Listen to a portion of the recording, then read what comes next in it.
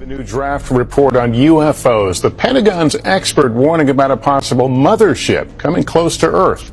Stay with us.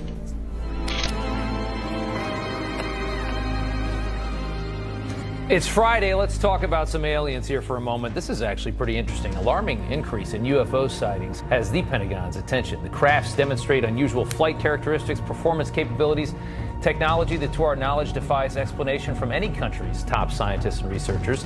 The Pentagon notes in their 2022 annual UFO report, in addition to the 144 reports covered during the 17 years of UFO reporting, there have been 247 new reports and another 119 either since discovered or reported, totaling 510 UFO reports as of August 30th, 2022. Congressman Tim Burchett of Tennessee says the U.S. government has recovered UFOs, which are currently being reverse engineered. He joins us now, along with UFO expert and filmmaker Jeremy Corbell. And gentlemen, thank you both so much for coming on. Congressman, that's a major allegation. What do we know at this point? Well, 1947, I think it's pretty clear there was a UFO crash or a mid-air collision, Roswell, New Mexico, military intelligence, which is a whole lot like congressional ethics. It really doesn't exist. But military intelligence comes out and says, we've in fact recovered a craft and a saucer. And then the next day they bring this poor lieutenant colonel out and say, oh no, it was a hot air balloon. You know, we've got our top pilots in the world are some of our Navy and Air Force pilots, and they are in fact spotting these things. I've talked to them. They're not allowed to testify in congressional hearings. Our military pilots are spotting these, and we've seen this reported a lot, but they're not allowed to testify, you're saying? That is correct. Wow. We had one there at the Intelligence Committee that was open to the public. It was Democrat controlled. I don't expect much better from the Republicans. I think it goes a lot deeper. And let me just got a lot of people compromised, brother. Yeah, it's interesting. Jeremy, I want to talk to you for a second. The Pentagon's UFO chief. This is a Pentagon guy, a UFO chief. The chairman of Harvard's astronomy department as well, both releasing a report on Tuesday where they wrote an artificial interstellar object could potentially be a parent craft that releases many small probes during its close passage to Earth. You've got the Pentagon talking about the idea of a mothership going above us and sending probes down. We were warned by the late Wernher von Braun in the years leading up to his death in 1977 that there were going to be a certain number of cards played on humanity, all leading to a culminating event. Now everything Wernher von Braun warned us about has come true, except for what he called the final card that they were going to play on us. And it has everything to do with UFOs. The strategy that Wernher von Braun taught me was that first the Russians are going to be considered to be the enemy. In fact, when I met him in '74, they were the enemy. Then terrorists would be identified, and that was soon to follow. We heard a lot about terrorism. Then we were going to identify third world country crazies. We now call them nations of concern. But he said that would be the third enemy against whom we would be needing to build space-based weapons. And the next enemy was asteroids. A planet-killer asteroid has been spotted in Earth's vicinity, the biggest in years. I'm serious about this. Can't make it up. Can't make it up. Categorized as planet killers. This new one you're tracking, how big? It's what we call a global killer. Nothing would survive, not even bacteria. An asteroid some scientists call a city killer came closer to Earth than the moon this week. The scary thing is that scientists had no idea it was coming. Now at this point, he kind of chuckled the first time he said it. Asteroids, against asteroids, we're going to build space-based weapons. So it was funny then. And the funniest one of all was against what he called aliens, extraterrestrials. That would be the final card. And over and over and over, during the 4 years that I knew him and was giving his speeches for him, he would bring up that last card. And remember, Carol, the last card is the alien card. We're going to have to build space-based weapons against aliens. And all of it, he said, is a lie. The way he said it to me, there was no doubt in my mind that he knew something that he was too afraid to talk about. Can you tell us Have unidentified flying objects been seen? Well, sure. We have lots of reports about what we call unidentified aerial phenomenon. Just a few days ago, the Pentagon confirmed that a 2019 video of a UFO sighting is actually real. It was a UFO. Very importantly, I'm hereby directing the Department of Defense and Pentagon to immediately begin the process necessary to establish a Space Force as the 6th branch of the armed forces. That's a big statement. Perhaps we need some outside universal threat to make us recognize this common bound. I occasionally think how quickly our differences worldwide would vanish if we were facing an alien threat from outside this world. They've done a great job systematically programming each one of us into believing that this alien threat is very real and very near. But what they don't want us to realize is what ancient accounts actually say about these beings. Now, the idea that ancient aliens encountered mankind is very popular today. We've all seen these accounts of aliens bringing us great technologies and sharing all these secrets with us.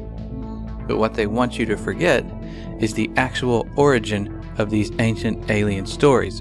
They were never considered to be from outer space. They were considered to be fallen angels.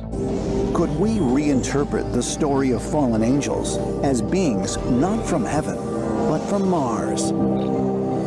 Accounts dating back thousands of years depict an angelic race of people coming down and sharing their technologies and their ideas with mankind, even producing offspring. But they want us to forget that and replace it with this idea of ancient aliens from space. And they have to, because that's the only way this deception is going to work, is if we don't understand what's going on. Now, if we look back at the origin of the modern alien abduction era, we'll see that it has a very demonic undertone. And look at this character right here, Aleister Crowley.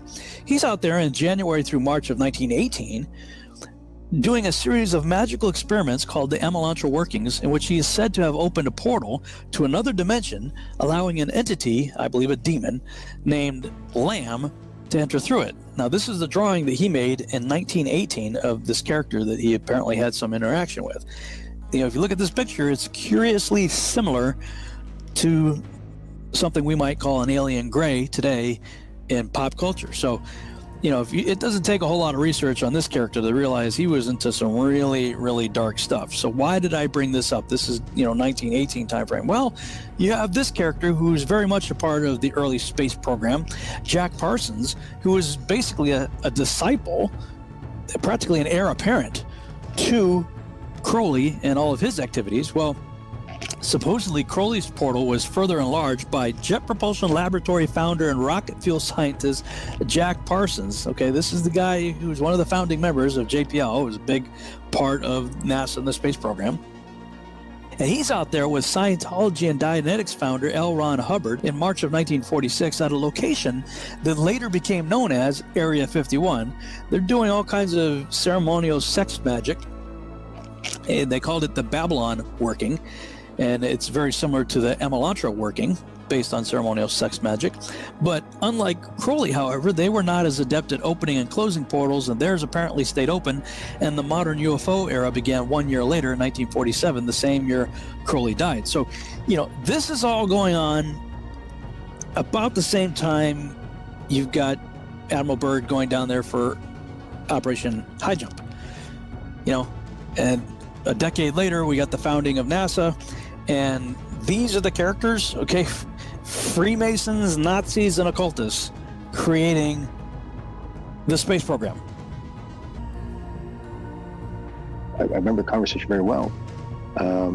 This is a person I respected tremendously, very, very senior person. He's told me, he said, Lou, I want you to stop doing this. I said, okay, sir, I certainly can, but may I ask why? And he says, well, we already know what it is. Now, at that moment, I honestly thought maybe it was our own technology. I was running up against some super uber secret sap, and they were telling me to stop. And I said, okay, sir, so it's ours? And he said, no, that's not what I'm saying.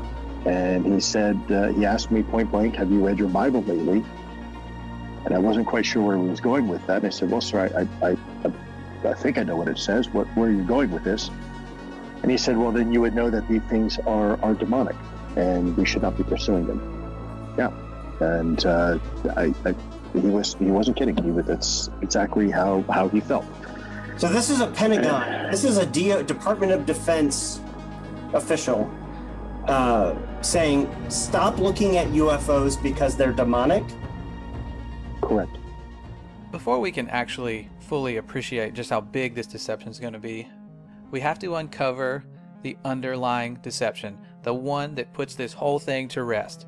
We all grew up believing the story that we were told, that Earth is just a speck of dust in an infinite universe, that there are other Earth-like galaxies out there and planets far, far away, and aliens could come visit us one day.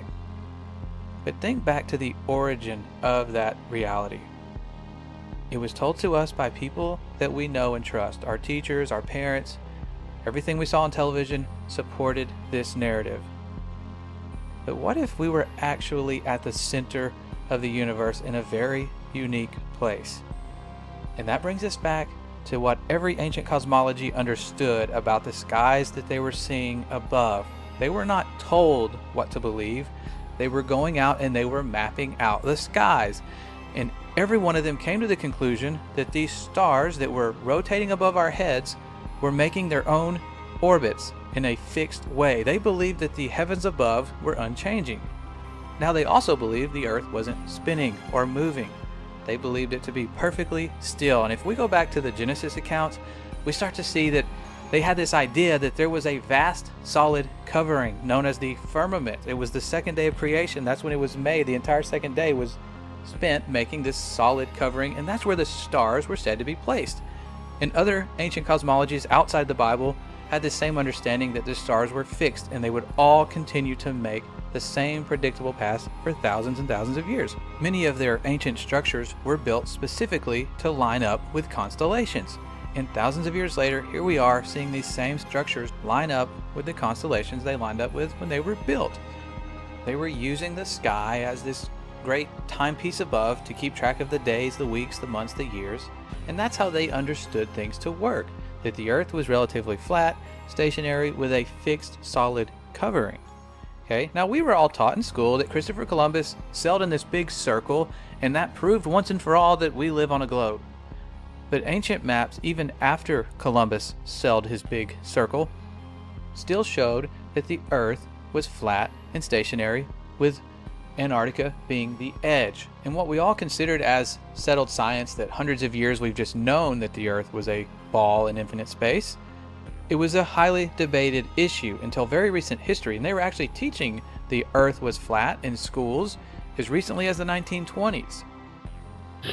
We were just talking and I asked you what shape the earth is, and what did you say? What were you taught in school in elementary school? I was taught in school that the earth was flat.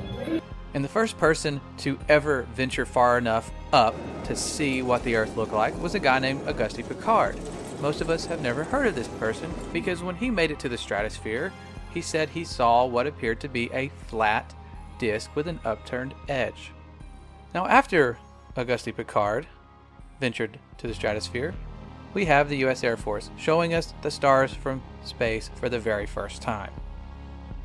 And when you look at what they showed us, what they actually saw, you begin to understand why the moon landings never had stars in the background, why they're not showing us stars from space anymore, because it's very difficult to pull this off. The sky is deep black. As you can see the stars. Oh, yeah. You know, and pretty much all the time you can see the stars. The sky, of course, was black. The heavens are 10 times as bright, stars 10 times as numerous. And we could not see stars. The thing about Carl Sagan, billions of billions, is that there really are billions and billions of stars, and you can see them. It's an unfathomable blackness, like texture you feel like you could stick your hand into. And that's when things start to get weird, because people have gone back and looked at declassified documents that for some reason keep mentioning a flat, non-rotating Earth. Over and over again, it's in their flight plans, it's in all their working models. This flat, stationary Earth repetitively keeps showing up. If it doesn't exist, there'd be absolutely no reason to base all of your science on it. Something else shows up.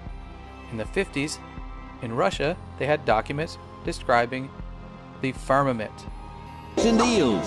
It's a long fly ball going back, and the ball shatters the sky, bringing the ocean itself down into the stadium. Oh, Simpson just broke this dream's reality wide open. And we take for granted our entire view of the universe hinges upon the Apollo moon missions. It was actually the first time we ever saw our planet as a whole, and somebody confirmed to us what we're being taught is actually real. We found a very unique reel of footage. And you want me to see this while you have me on camera? Well, and to tell us what it is. An old reel received by mistake. It contains the raw or unedited footage of the crew of Apollo 11, Michael Collins, Edwin Aldrin Jr., and Neil Armstrong, staging part of their mission for nearly an hour. I think when you see the footage, you'll see that it's very extraordinary, one of a kind, behind the scenes type of footage. Yeah. Well, if it is, why do you have access to something that no one else has seen before? Serendipity, I guess.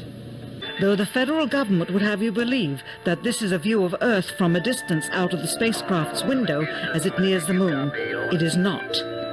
What they have ingeniously done is placed the camera at the back of the spacecraft and centered the lens on a circular window in the foreground. Turn the camera on, please. As they perfected the shot, a crescent-shaped piece of black material was inset slightly into the window to create the illusion of the Earth's terminator line dividing night and day. It is uncannily convincing.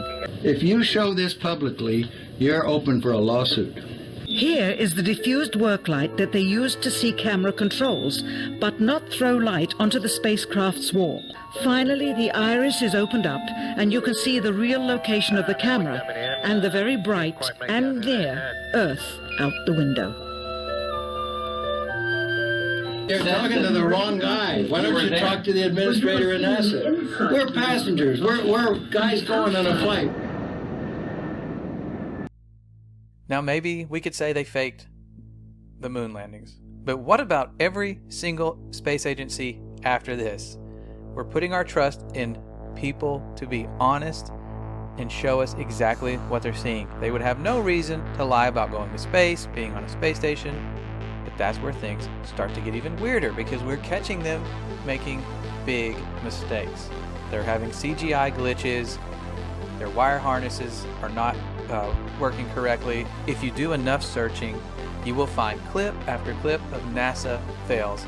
These people messing up in the middle of what's supposed to be a live feed, because even with the best technology, things screw up.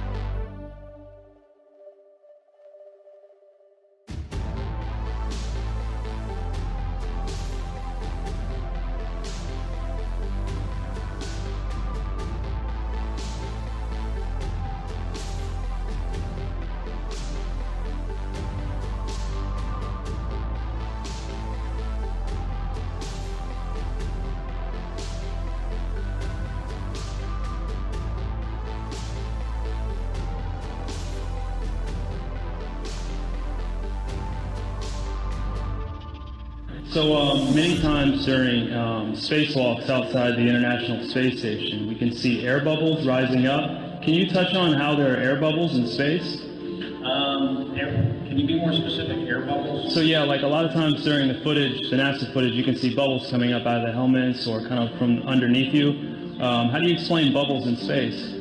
Yeah, I'm not sure exactly what you're talking about. Now sometimes you get water in the helmet, and it's either from sweat or from the cooling garments. And in some of my spacewalks, I had like water in the helmet, not like I was going to drown in the helmet, but just little bits of water probably came from sweat. Often on the outside of the space station, you'll liberate little pieces of it's a really harsh environment out there, and the outside of the space station gets beat up pretty good. And sometimes, you'll see just little flecks of paint or something that you might have disrupted floating away from the suit. And, that's generally what that is. I've never seen any kind of air bubble anywhere. Yeah. Could it be that you're filming in an underwater pool and you're not really out there?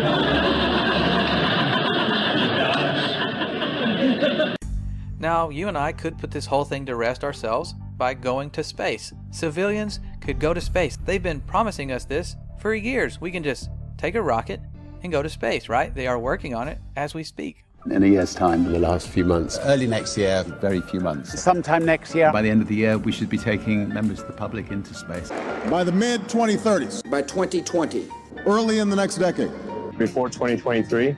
And by 2025. Most certainly in our lifetime. That's 2024. We should have a permanently occupied human base on the moon and send people to Mars. Going to grow old if we don't start flying next year. We'll return Americans to the moon for the first time since 1972, if you can believe that. With our hopes of ever going to space continually burning to the ground, we're left with no other option but to take the pictures of Earth that NASA gives us. I don't want to fool you here. Last month, for the first time since 1972, NASA released a blue marble. A single snapshot of the Earth taken from outer space. NASA's Rob Simon made this, and it had wide appeal too. For example, it ended up as the default background on the iPhone. I didn't even know until I bought an iPhone and turned it on and kind of did a little happy dance. Simon's job is... It's primarily taking data and making pictures out of it. That's what this is, a composite of data sets from several different instruments translated into a picture. A single snapshot of the Earth taken from outer space. To us, the really cool thing was the data set. Up until that point, there was no realistic color map of the globe anywhere. There's artistry to creating the world. What I imagine it to be. Unfortunately, I'm not an astronaut. I've never been to space. But I've looked at these images over and over again, trying to sort of get the essence of it. It is photoshopped, but it has to be. The only time we ever see curvature from any high-altitude balloons or anything that was sent up, it's created using a fisheye wide-angle lens effect. We saw this during the Red Bull jump. Anytime they send up something on television, you're going to see this curved horizon, but it's the result of this wide-angle lens.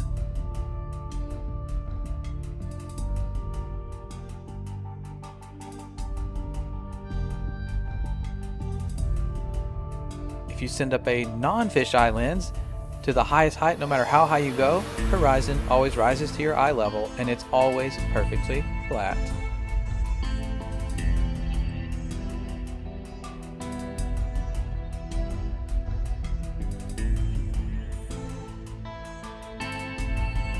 We could also go to satellite footage. After all, aren't there thousands of satellites orbiting the Earth right now? One would think.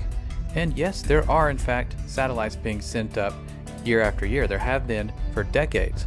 The only problem is these satellites are launched on balloons, and they have been falling down all over the world. For a Michigan couple when a satellite crash landed in their backyard, and their reaction?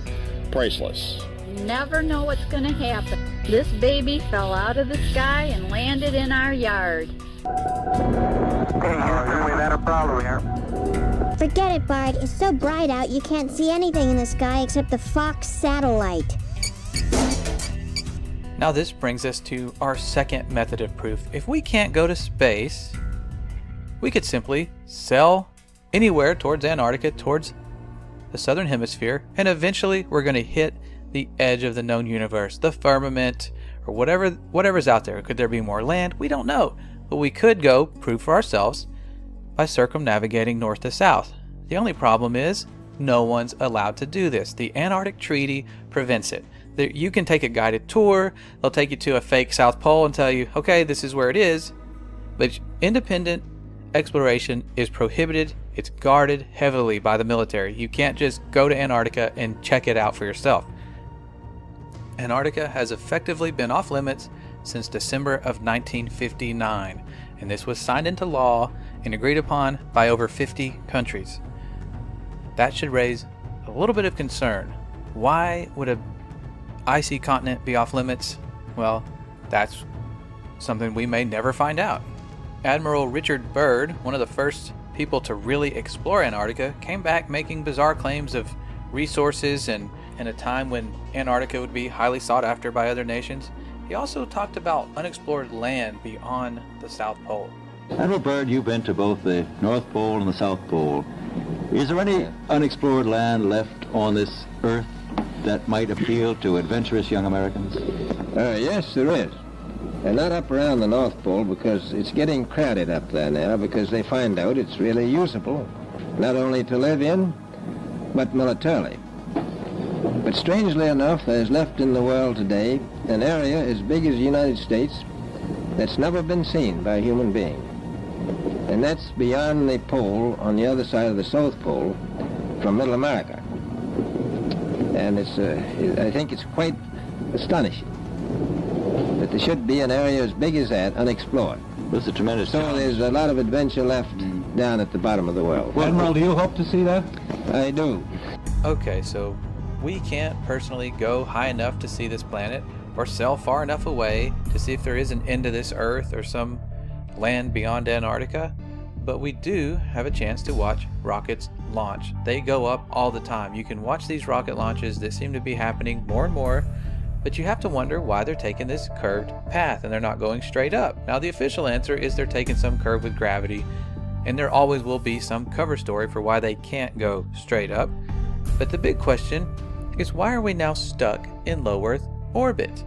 We seem to get past it multiple times during the Apollo missions. The moon is well beyond low Earth orbit, but now we're stuck, and NASA will tell you for themselves. Right now, we only can fly in Earth orbit. That's the farthest that we can go. As we get further away from Earth, we'll pass through the Van Allen belts, an area of dangerous radiation. We must solve these challenges before we send people through this region of space. Any ill effects from the Van Allen radiation belts? No, now I'm not sure we went far enough out to encounter the Van Allen radiation belt. Maybe we did. The belts are 1,000 miles to 25,000 miles above the Earth. Then we went right out through them. No effects on your cells? We didn't even know it. I don't think anybody, well, maybe somebody said you went through the radiation belt, but we didn't feel it inside. I'd go to the moon in a nanosecond.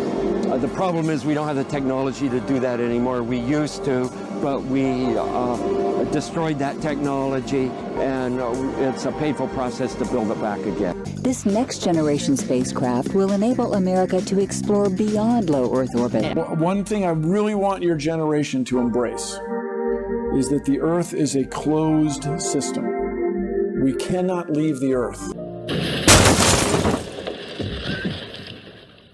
So what about the proofs we were actually given for this Earth being a globe other than pictures in NASA? One of those, the first that I recall, is boats going over the curvature. As ships sail away, they don't disappear all at once. No, first, the bottom will disappear. See, the bottom of the ship is gone. Now we can see midway up, and then the whole thing disappears. Now, ships came back. They didn't fall off a table.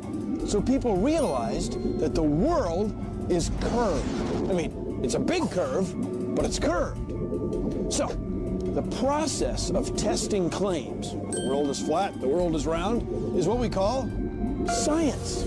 Now, if you have a claim that can't be tested, that's what we call pseudoscience. The difference between pseudoscience and regular science is whether or not you can test it. The flat Earth, well, that didn't stand up to tests.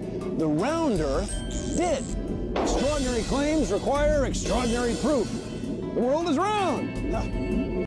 Now this seems legit. Boats do appear to disappear bottom up and go over a curvature at a pretty relatively short distance, which would make sense if the Earth is indeed a ball. The only problem with this theory is when you take a high zoom camera, a telescope, or something with high zoom capabilities, you can bring back a boat that has appeared to vanish. All right, we have optical limits to how far we can see certain objects. Not to mention atmospheric lensing. Your atmosphere will act like a lens. And you can test and repeat this on a very flat surface with a camera yourself. You will see objects appear optically to disappear bottom up, just like they're going over a curvature, but you can demonstrate this on a flat surface. It's testable and it's repeatable. Science! Another big proof we were given was our sun, which it does appear to be going over the curve of the earth, and we're told that's because we're falling backwards because of our rotation as we orbit the sun.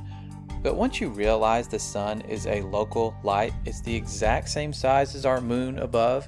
That's why they line up perfectly on an eclipse. It's not because of the coincidence that one's just 400 times larger but also 400 times farther away. It's a much closer light and it's much smaller.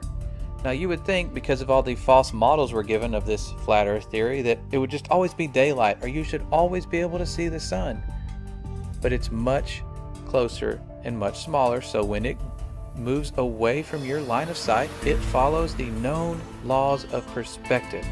And it has to follow these laws because as objects that are, even if they're high up, as they get further away, they appear lower and lower, and eventually you're going to see it vanish due to perspective and the fact that our atmosphere isn't transparent. It might be clear for certain distances, but eventually everything's going to fade out.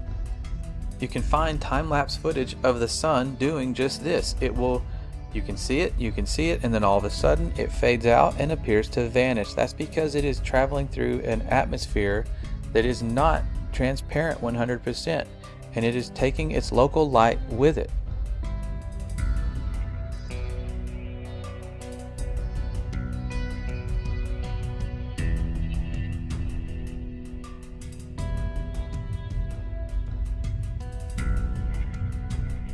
Perhaps the greatest trick of all was convincing us that we are simply another planet.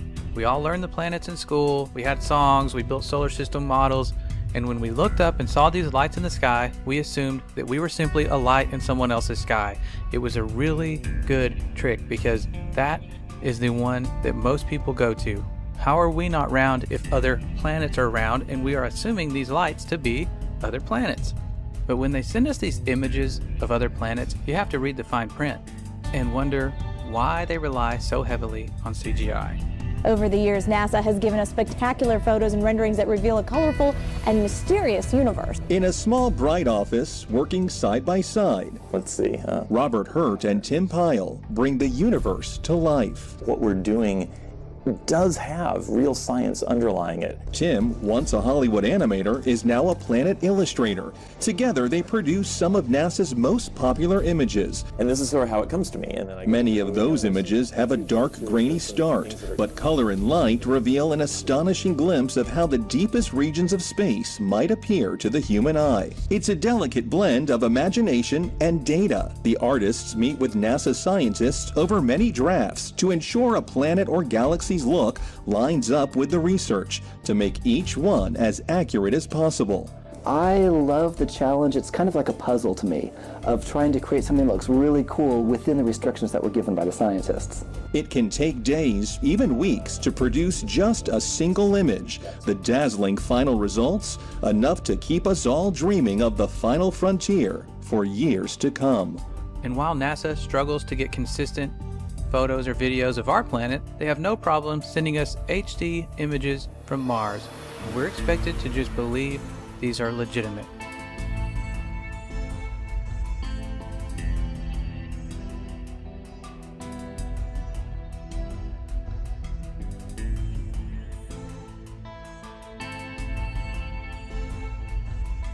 Now there is one final thing we can do. Given the known circumference of Earth, we could simply measure these things for ourselves. And people have been doing this. They have been going out over large bodies of water and large areas of land and measuring to check for curvature. And what we have found simply is that we see too far. We see far, far beyond what the globe math should allow us to see. The current record holder for the longest line-of-sight photograph captured mountain ranges that were 275 miles away. They should have been at the given height and distance nearly 4,000 feet below the line of sight. This is from Joshua Nowicki, and what you're seeing here is a mirage. We typically would not be able to see this from the Lake Michigan shore. We talked about this last night. Conditions are right on the lake that we're actually seeing a mirage. As we find ourselves on an Earth much different than we ever imagined, it brings us back to this upcoming deception, this final card, and what it's truly all about. We are dealing with a huge, probably the most important deception on humanity. What I'm telling you is there's a cover-up about disinformation, and has been, by the top researchers that you people rely on to hear the truth from. Over the next 10 years, I have now worked with over 400 cases of people that have been able to stop the abduction experience in the name and authority of Jesus Christ. These are entities masquerading as high technological aliens, but they can be defeated by one name. And I saw 3 unclean spirits like frogs come out of the mouth of the dragon, and out of the mouth of the beast, and out of the mouth of the false prophet. For they are the spirits of devils, working miracles, which go forth unto the kings of the earth and of the whole world, to gather them to the battle of that great day of God Almighty. A new world order. A world where the rule of law, not the law of the jungle, governs the conduct of nations.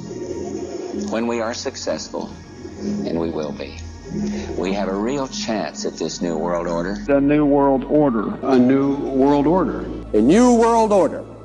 There's no way for us to know exactly where this alien deception is heading, but one thing is for sure, we are witnessing the fulfillment of prophecies in Scripture that told us we were going to eventually head to a one world government. A great deception is coming. We can count on it, and we have to return to the power of the one who put us here, the one who is going to have the final say.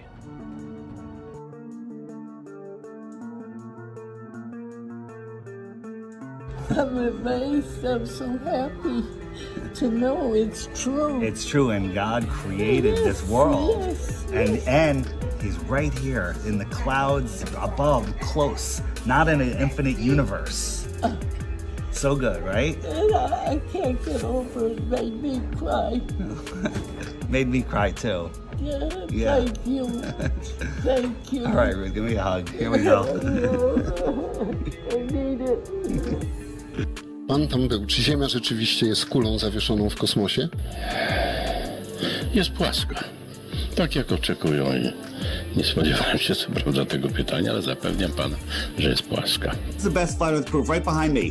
This is what you have to believe in if you believe in the ball. You have to believe that you're spinning faster than the speed of sound, that you're orbiting 66,000 miles an hour, which you can't even fathom that speed, while you're chasing the sun at 500,000 miles an hour, while the whole system is moving sideways at 1.2 miles an hour, right?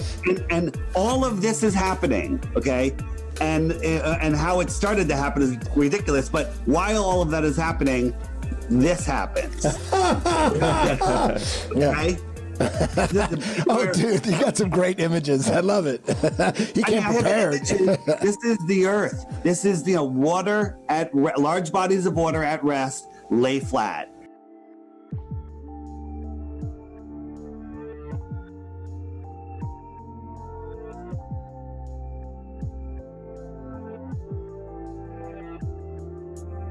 So then all of a sudden the United States and Russia engaged in these high altitude nuclear tests, and the United States calls theirs Operation Dominic, within which we have Operation Fishbowl. Look up the name Dominic from the late Latin name Dominicus, meaning of the Lord. Fishbowl was part of Operation Dominic. It looks like they are sending high altitude nuclear bombs to test the fishbowl of the Lord, i.e. the firmament.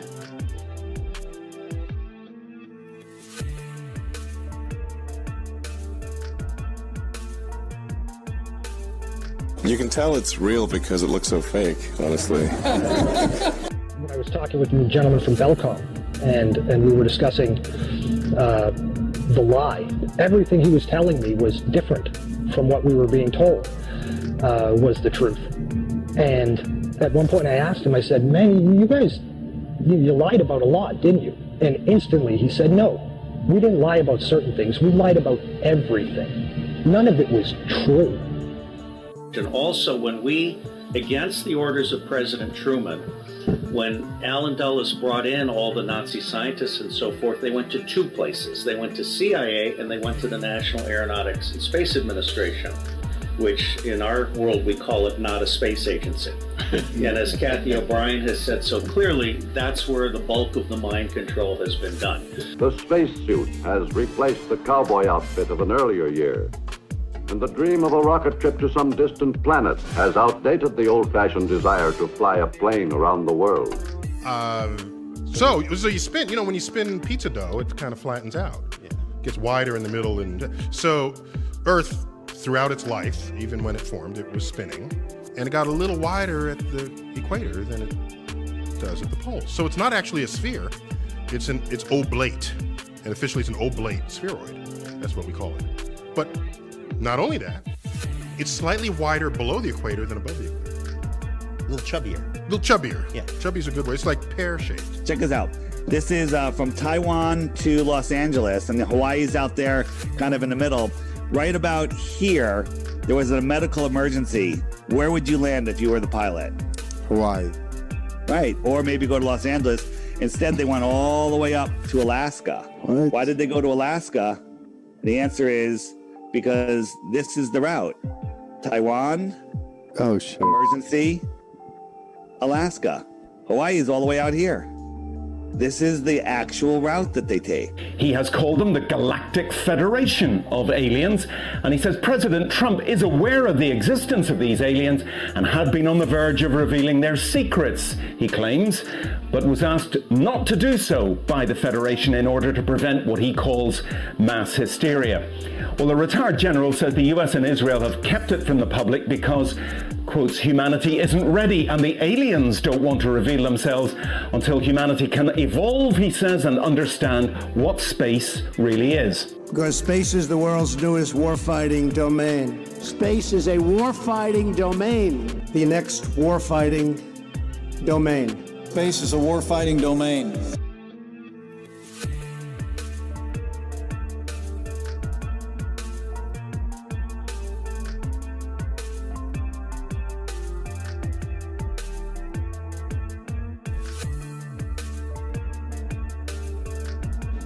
Finally, my brethren, be strong in the Lord and in the power of his might. Put on the whole armor of God, that ye may be able to stand against the wiles of the devil. For we wrestle not against flesh and blood, but against principalities, against powers, against the rulers of the darkness of this world, against spiritual wickedness in high places.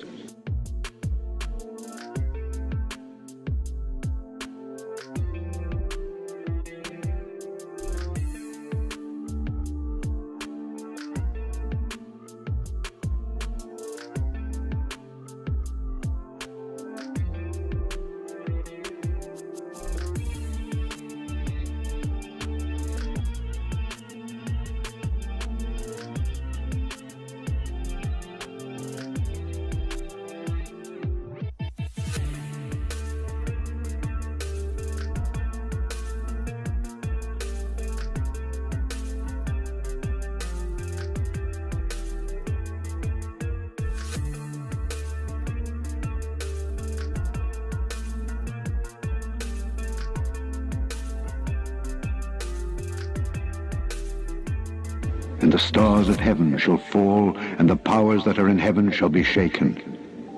And then shall they see the Son of Man coming in the clouds with great power and glory. And then shall he send his angels, and shall gather together his elect from the four winds, from the uttermost part of the earth to the uttermost part of heaven.